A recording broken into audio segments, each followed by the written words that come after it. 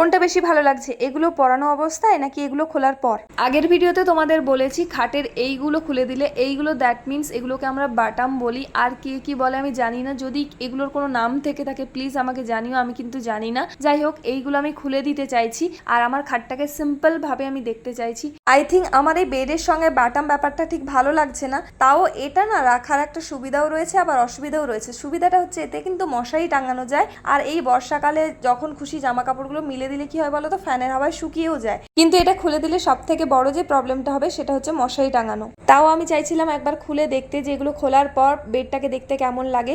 তো দেখতে কিন্তু সত্যিই খুব ভালো লাগছিল, আর বেডটাকে যদি পলিশ করে একটু কালার করা যায় তাহলে কিন্তু দেখতে খুব ভালো লাগবে। অনেকদিন থেকেই ভাবছিলাম এগুলো খুলে ফেলবো আর খোলার পর তোমাদের সঙ্গে শেয়ার করব। তো ফাইনালি আমি আজকে শেয়ার করতে পারছি। বাই দ্য ওয়ে, তোমরা জানাও তো আগেরটা বেশি ভালো লাগছে না এইটা বেশি ভালো লাগছে? আমার তো এটা খুব সুন্দর লাগছে। যাই হোক, আস্তে আস্তে ঘরটা সাজাবো, তোমাদের সঙ্গে শেয়ার করব।